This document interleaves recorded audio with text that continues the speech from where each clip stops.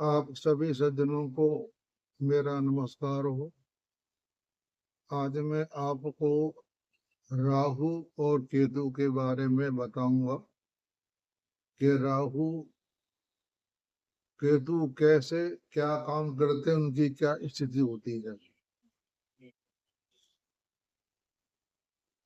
तो ये तो आपको पता ही है कि राहु केतु का अपना कोई घर नहीं होता और ना ही कोई राशि होती है।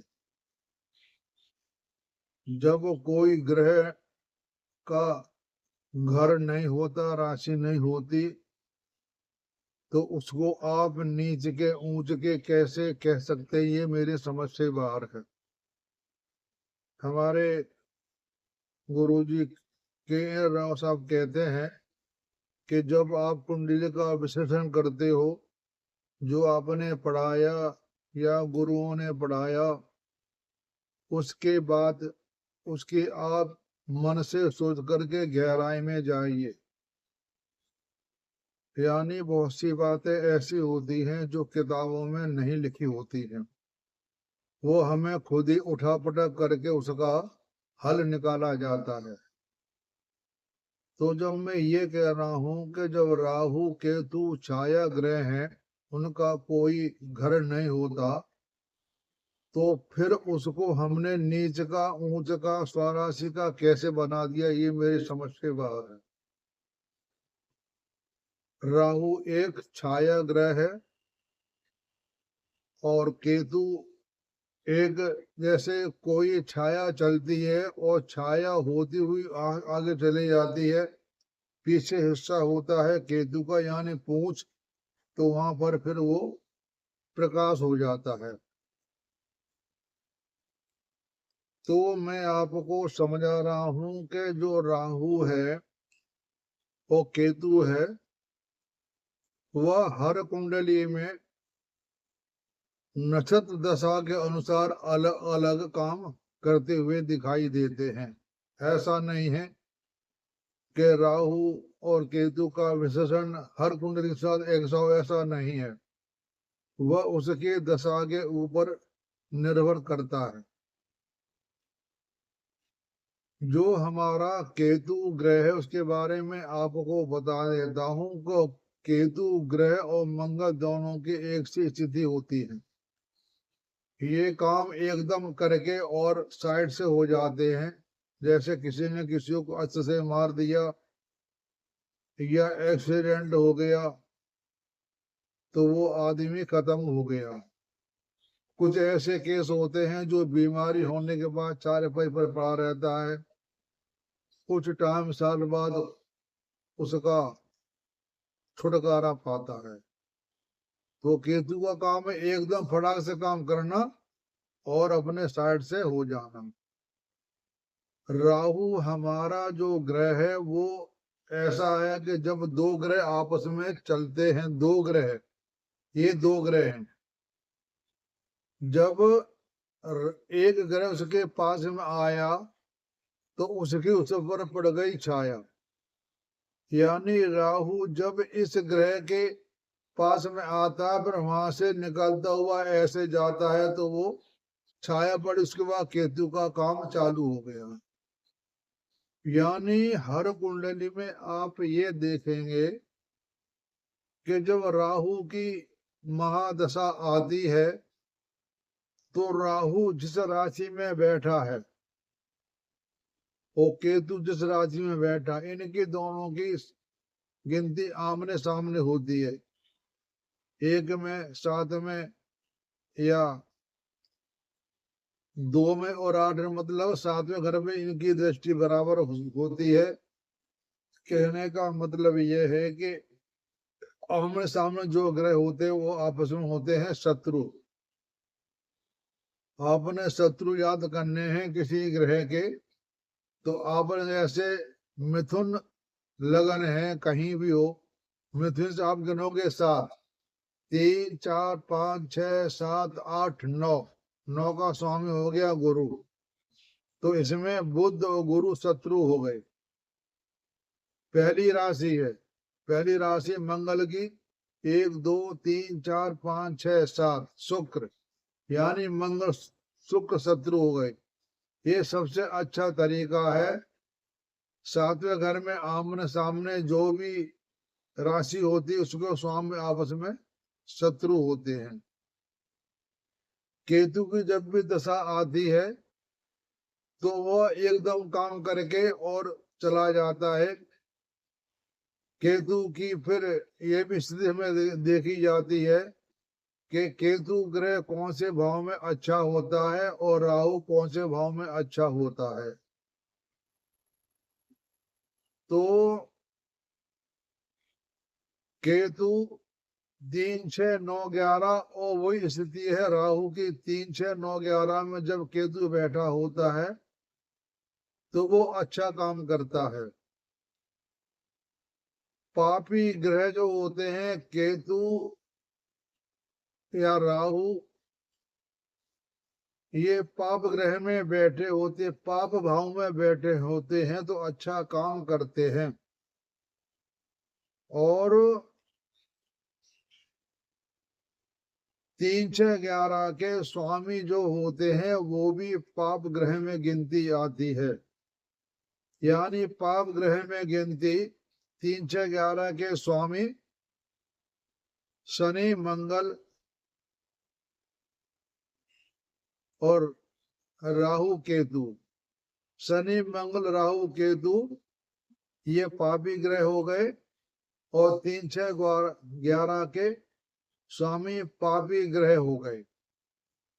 तो मैं आपको बता देता हूं, एक बात और आपको बता देता हूं, मंगल और शनि अगर लगने से हैं तो उसका पाप का दोष कम लगता है। यानी 100% की जगह 50% रह जाता। अपना काम तो वो करेगा लेकिन वो आधा हो जाएगा।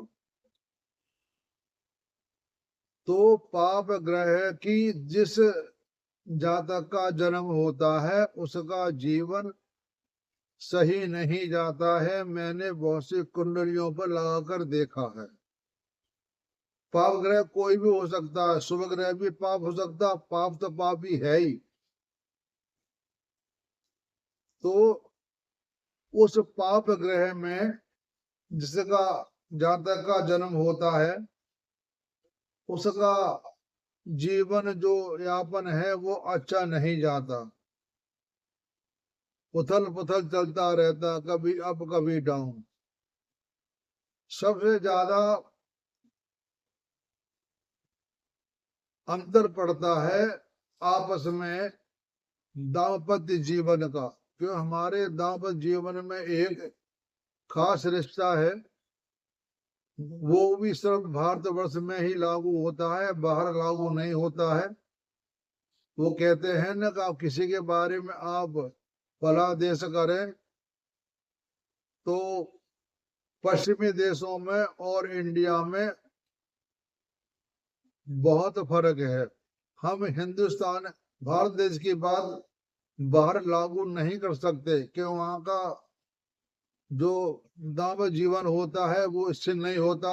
कभी कहीं किसी को पति बना लिया, कभी कहीं किसी को पति बना लिया। और हमारे भारत देश में ऐसा नहीं है। हमारे भारत देश में जो भी शादी संबंध होते हैं उसका औरत का पति एक ही होता है।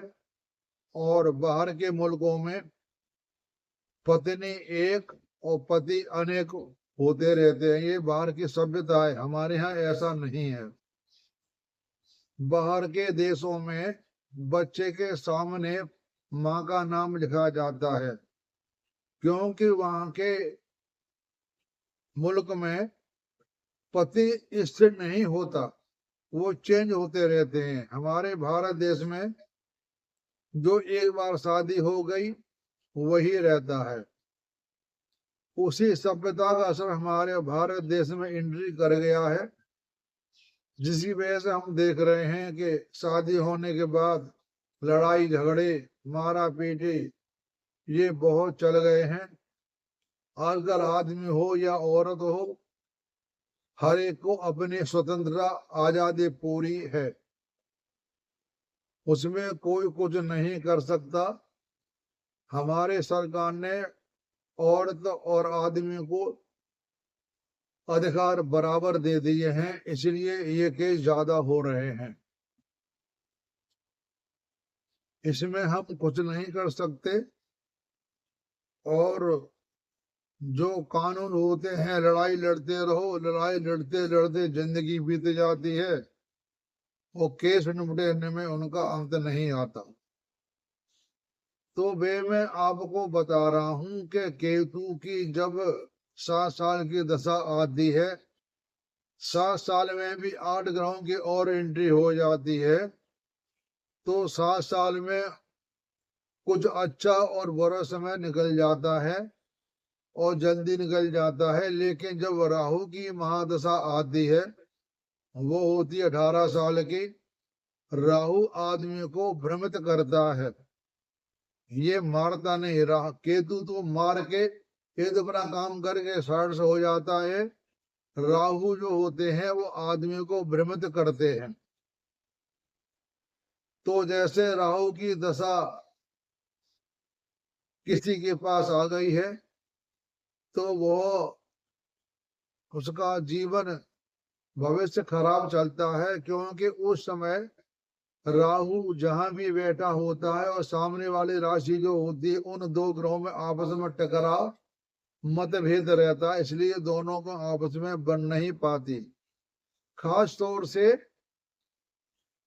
राहु की जो दशा आती है, उसमें मंगल शुक्र का दोनों का आ जाए, जैसे मेष लगन में राहु बैठा हो, केतु हो गया आपका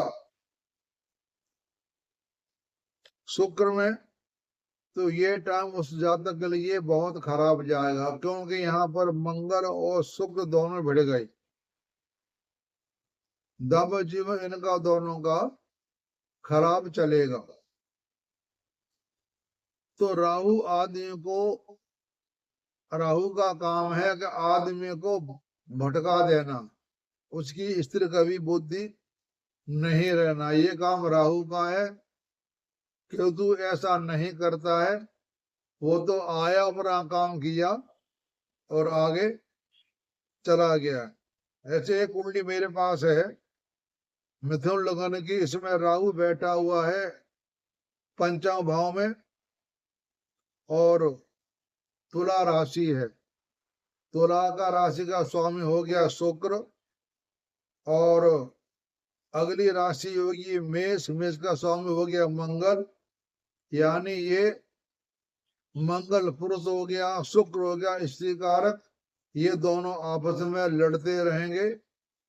इस जातक की शादी फरवरी 2024 में हुई थी, और 1 महीने बाद इन पे आपस में तनाव होने के बाद कोर्ट में केस पहुंच गया, और वो केस अभी तक चल रहा है। मैं देख रहा हूं आजकल ऐसे केस बहुत हो रहे हैं।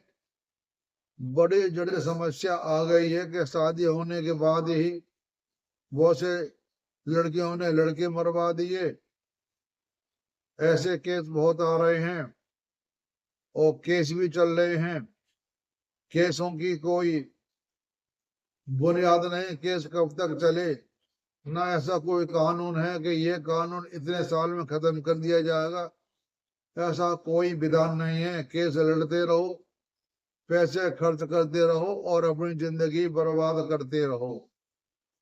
मैं तो भाई ये कहता हूं कि कैसा भी केस हो, कोई भी लड़ाई झगड़ा हो, कहीं भी कोई केस जाता है तो सबसे पहले मैं थाने में जाएगा, थाने में कंप्रोमाइज करवाते हैं। अगर वहां आप दोनों आपस में सहमति नहीं जताते हैं, तो वो केस आगे कोर्ट में भेजते हैं। कोर्ट वाले भी आपस में कंप्रोमाइज करवाते हैं। अगर वहां भी आप नहीं माने, तो आप केस लड़ते रहो और जिंदगी भर मरते रहो। तो मेरी सबसे आपसे यही प्रार्थना है कि आजकल हर आदमी लड़ाई झगड़ने के लिए तैयार बैठा है। छोटी छोटी बातों पर आदमी को मार देता है। बहादुरी यही है, किसी से कोई कुछ बात नहीं होती है भाई, उनकी एक बात सुन लो और अपने साइड से हो जाओ, नहीं तो जिंदगी हमारी बर्बाद हो जाएगी। तो और मैं आपको बता देता हूँ, मैंने अभी आपको बताया था, अगर किसी की जन्म दशा किसी पाप ग्रह की लग गई, उसका जिंदगी में कोई आनंद नहीं है, उसकी सारा टाइम ऐसे ही चला जाएगा। कुछ ग्रहों की ऐसी स्थिति होती है कि उनका टाइम जब दशा खराब पे खराब आती रहती है, तो उसका टाइम कभी ठीक है नहीं आ पाता। इसका मेन कारण यह है कि उस आदमी हो या औरत हो, उसका प्रारब्ध उसको लेके सारे काम खराब करवा देता है। जैसे ये हमारे पास कुंडली है एक धनु लगन की, और उसका जन्म हुआ था केतु दशा में, तो इसकी जिंदगी दाम्पत्य जीवन में ही प्रभाव डालती है। मेन हमारा जो ये कुंडली स्त्री की है, इसका दाम्पत्य जीवन अभी तक ठीक नहीं चल रहा। इसकी शादी 2 बार हो चुकी है, एक बार 1990 में हुई, दूसरी 2024 में हुई, और दोनों से संबंध इसका टूट गया। तो इसमें हम गलती तो लड़का की हो या लड़की की हो, ग्रहों की चाल ऐसी हो जाती है कि उनको लड़ाई लड़ने में मजबूर होना पड़ता है, वो आपस में लड़ते रहते हैं और इनकी भविष्य खराब रहता है। इसके बारे में मैं एक वीडियो बनाऊंगा। धनु लगन कुंडली है, ये बताऊंगा, उसके बारे में आपको पूरा विवरण बताऊंगा किसका कैसे क्या हिसाब है। तो राहु केतु के बारे में मैंने आपको बता दिया। राहु 18 साल तक आदमी को भ्रमित करता रहता है, और केतु 7 साल 6 केतु दशा होती है 7 साल की, वो 7 साल बाद अपना काम करके चला जाता है। तो आप राहु केतु का खास ध्यान रखें। सबसे अच्छा घर होता है राय का 11वां घर। 11वां घर में केतु या राहु होता है तो बहुत अच्छा काम करता है। मैं सबसे पावरफुल केतु काम करता है, लेकिन केतु अकेला काम नहीं करेगा, वहां की ग्रहों की स्थिति भी होना चाहिए कैसी क्या है, तभी वो सही काम कर पाएगा। हम एक बात पर डिपेंड नहीं कर सकते, हमें भावित कारक की गणना करने के बाद ही देखा जाता है कि उसका फल अच्छा होगा या बुरा होगा। जैसे हम ले रहे हैं 11वें भाव में मेष राशि है और केतु बैठा हुआ है, तो यहाँ का भाविस हो गया मंगल। मंगल इसको देख रहा है, यानी मंगल चौथे भाव में बैठा हुआ है, तो इस भाव को देख रहा है, इस भाव को देख रहा है भावेश। भाव में केतु बैठा हुआ है, मंगल देख रहा है। मंगल एक पापी ग्रह है, वह कहीं का भी हो, तो ये भाव खराब हो गया। केतु बैठा हुआ है तो खराब हो गया। और इस भाव का कारक है गुरु।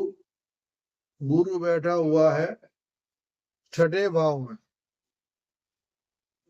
मंगल की राशि में बैठा हुआ है, तो यहाँ भावेश तो देख रहा है, लेकिन कारक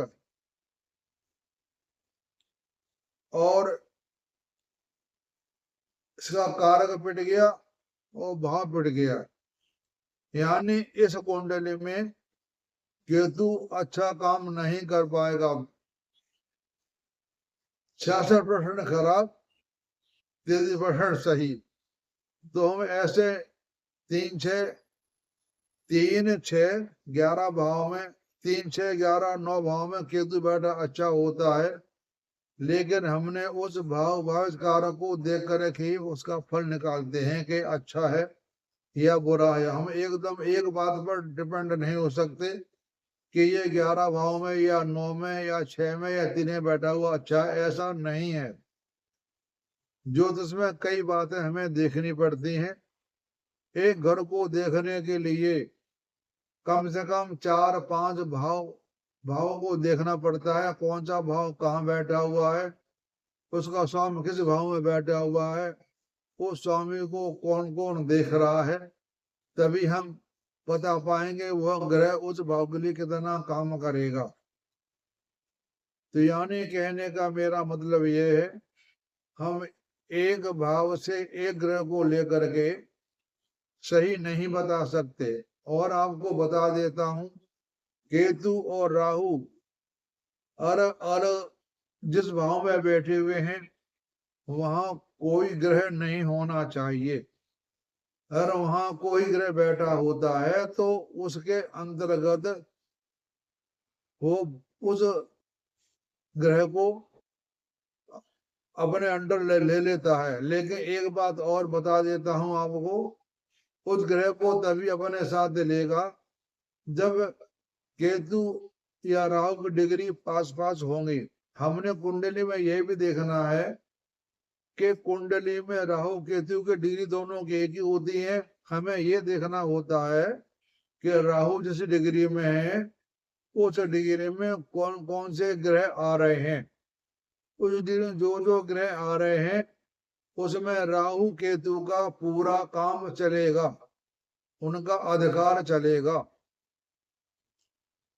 कोई भी ग्रह एक घर में बैठे होते हैं, हमें ये नहीं समझना चाहिए कि कोई ग्रह उसके साथ बैठा है, हमने ज्यादा से ज्यादा 5 अंशों की दूरी देखनी होती है, यानी 4 ही अंश मान लो आप।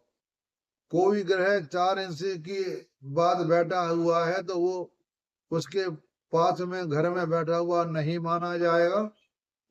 4 अंश तक उस ग्रह के डिग्री पास है तो वह ग्रह उसके पास माना जाएगा, वो किसी भी भाव में बैठा हो या किसी में राशि में बैठा हो।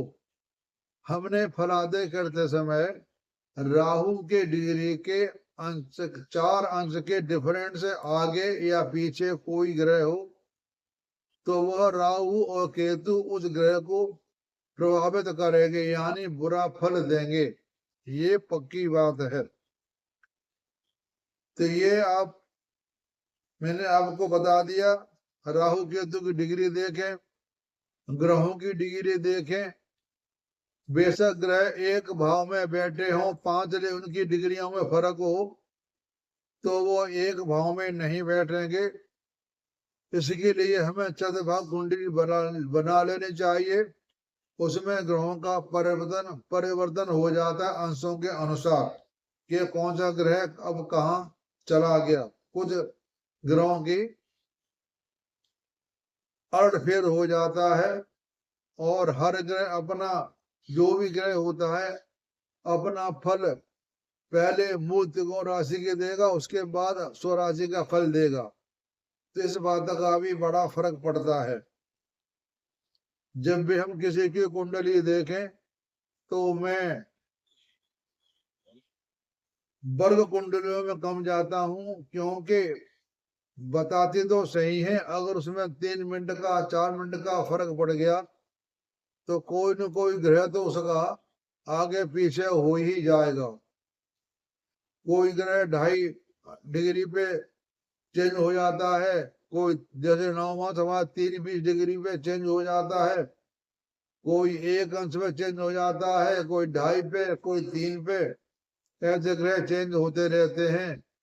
तो हम वर्गों में जाने के लिए हमें जन्म समय है वो बहुत एक्यूरेट लेना पड़ता है, तभी हम उसके वर्ग काम सही करेंगे। इसलिए मैं वर्गों में कम जाता हूं। मैं तो D1 से ही सारा वर्णन आपको बताता हूं। ग्रहों की स्थिति कौन कौन सी है, कहाँ बैठे हुए हैं, किस भाव के स्वामी हैं, कहाँ बैठे हुए हैं, ये सारी बातें बताने के बाद ही हम उसका फलादेश करते हैं। हाँ, अगर कोई ग्रह एक भाव में 1 डिग्री के अंतर पे बैठे होते हैं तो वो ग्रह आपस में लड़ते हैं। एक अंश के बाद जो ग्रह दूर होता है वो ग्रह आपस में लड़ते नहीं है। जो ग्रह एक अंश की डिग्री से बैठे हैं होते हैं उनमें ग्रह आपस में लड़ते हैं, उनमें ग्रहों में आपस में बनते नहीं है। तो ये भी हमें सारी बातें देखनी पड़ती है। तो ये मैंने आपको राहु केतु के बारे में बता दिया कि जब राहु जिस घर में जिस राशि में बैठा होता है उसका स्वामी और केतु में जो ग्रह बैठा होता उनके स्वामी दोनों आपस में पास पास होते हैं। ये पहचान है। जो राहु दशा चलेगी तो आमने सामने के ग्रहों के आपस में स्थिति खराब रहेगी, और केतु का जब भी किसी ग्रह के पास आएगा वो पास में नहीं आता, वो रहता है दूर दूर, ऐसे रहता है। राहु पास में आ जाता है, केतु दूर रहता है, यानी दोनों ग्रहों की वो दूरी बना के रहता है, वो पास में नहीं आता और राहु पास में आ जाता है। ये फर्क है राहु केतु में। केतु की और दशा 7 साल की, राहु की दशा 18 साल की, लेकिन राहु की महादशा को ज्यादा मान्यता दी जाती है। केतु ग्रह की मान्यता इतनी ज्यादा नहीं दी जाती क्योंकि उसकी ग्रहों से दूरी रहती है, और 7 साल के अंतर्गत 8 ग्रहों की भी बात मानी जाती है, उसी आधार पर वो फल देते हैं। लेकिन केतु जो ग्रह होता है या राहु ग्रह होता है जिस राशि में बैठा होता है उसी अनुसार फल देता, उसका अपना कोई राशि या घर नहीं है। तो आप सबने ये मैंने आपको बताया, जो मैंने आपको बताया तो कुछ तो बातें किताब में लिखी हुई हैं, कुछ नहीं लिखी हुई हैं, कुछ बातें अपने दिमाग से ही लगा करके बातें बतानी पड़ती हैं। जो मैंने बताया, जो ज्योतिष अपन अध्ययन कर रहे हैं या प्रैक्टिकल कर रहे हैं, इस बात को लगा करके देखेंगे तो आपको पता पड़ जाएगा ये नियम कहाँ तक लागू होता है। किसी आपको संशय है तो मुझसे आप पूछ सकते हैं, तो मैं उसको आपका उत्तर पूरा पूरा दूंगा। डिस्क्रिप्शन जाकर के लिख भी सकते हैं, मेरे फोन नंबर से भी बात कर सकते हैं। मुझसे आप कोई भी सज्जन बात करें तो दिन में 3 बजे से लेकर के 5 बजे तक कोई भी बात मुझसे आप पूछ सकते हैं। मैं आपको सारी बातें बताऊंगा, उसमें मैं कोई छिपाव नहीं रखूंगा। आपने मुझसे कोई कुंडली के बारे में पूछना है या सलाह लेनी है तो आप मेरे पास डेट ऑफ बर्थ भेज सकते हैं। उसके मात्र 500 रुपये आपसे लिए जाएंगे और मैं आपको उसके बारे में बता सकता हूं कि कैसा क्या आपका जीवन बीतेगा। 500 रुपये कोई ज्यादा नहीं है। आप मेरे व्हाट्सएप पे नंबर पर जा करके उसको लिख करके भेज सकते हैं, फिर मुझसे आप बात करेंगे। जब मैं कुंडली का समय दूंगा तो मैं भी आपसे बात करूंगा कि कुंडली का समय ठीक है या नहीं है। ठीक नहीं है उसको ठीक करके फिर मैं आपको सारी बातें बताऊंगा। तो ये मेरा राहु केतु का वर्णन रहा, और आप मेरे वीडियो को अच्छा लगे तो लाइक कर दें और सब्सक्राइब भी कर दें, तो मुझे पता रहता है कि मेरी वीडियो को बहुत से सज्जन देख रहे हैं, बड़े ध्यान से देख रहे हैं। मेरा तो ये नियम है कि मैं वर्तमान कुंडली को लेकर ही भविष्य को बताता हूँ। जिसके बारे में तकरीबन मुझे पता होता है, पता ना भी हो तो मैं उसके बारे में पूछ करके फिर कुंडलियों को सही बना करके फिर आदेश करता हूँ। ये मेरा तरीका है बताने का। तो आप सबका सुनने का धन्यवाद और आप सबको नमस्कार। मेरा साथ साथ में हस्तरेखा का भी विषय चल रहा है उसके बारे में मैं वीडियो बनाता रहता हूँ। आप बड़े ध्यान से सुनते हैं तो आप उसको गौर भी करते हैं, ये मैं देख रहा हूँ। तो आप सबका धन्यवाद।